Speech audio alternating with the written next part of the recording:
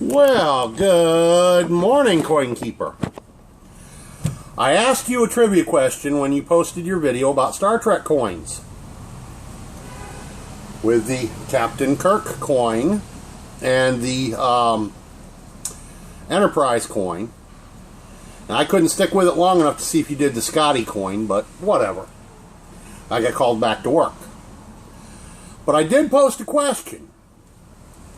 And I'm curious, do you yet have the answer? Well, if you haven't gotten back to me by the time I post this video, there are probably going to be others who are interested, so I'm going to post the video anyhow with the answer. But I have to revise the question just a little bit. I forgot to ask, when I asked the question, I forgot to include the video game. So, at this time, I will include the video game, and I will simply give the statement that the video game has only one Enterprise in it. So that should be able to help you revise your answer by one. I won't hold it against you if you had the wrong number. In Star Trek lore, to include all 5 TV shows, the movies, and the video game, there are a grand total of, drumroll please, 8 Enterprise. Now here's the thing, most everybody who misses one at the extreme end. Either at the very beginning of it or at the very end of it. Okay? So for those who missed it, the first Enterprise in the timeline of Trek is the NX-1, captained by the actor Scott Bakula in the TV series Enterprise. Then we move to NCC 1701, the first in years. It was the first program published by Roddenberry, NCC 1701. And as Coin Keeper observed in her coin video, first captained, actually he was a commander, wasn't he? Not a captain. No, he was a captain. Captain Pike. Okay.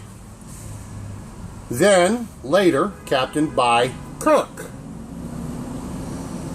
Kirk also captained the NCC 1701A, and in time the B. Now, how did he end up with 3 Enterprise? Well, because he destroyed the first 2. Then we move on to the C, the NCC 1701C, which is the first Enterprise in the Star Trek Next Generation series. We then have the D, because Picard and Riker totaled the C by crashing it into the planet in the first movie.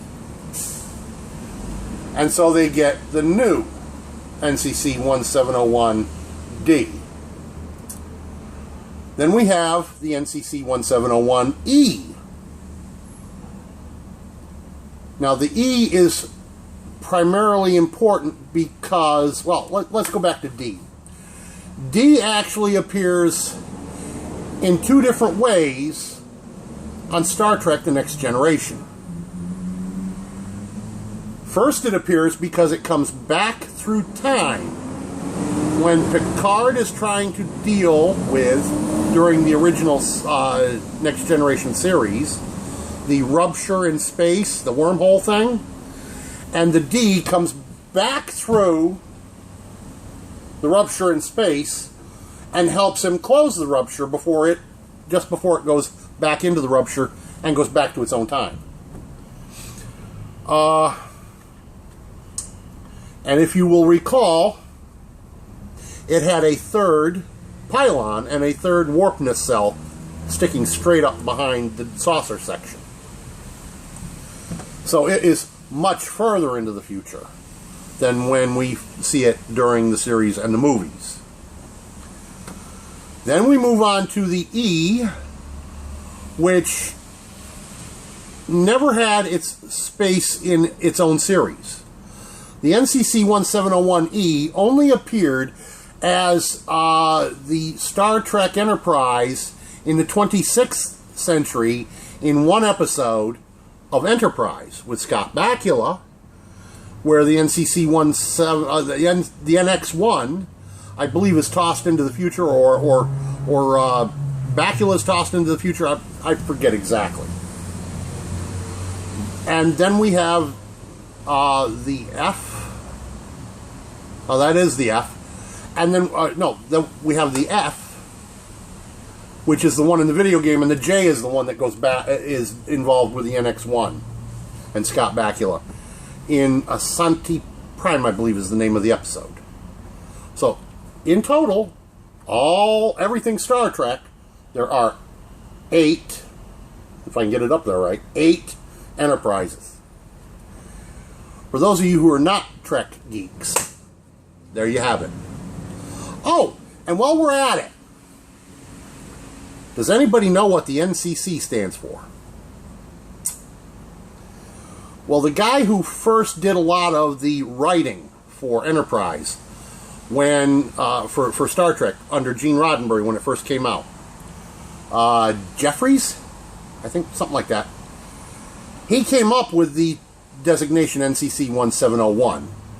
And the point being, NC refers to American-owned, so on, commercial.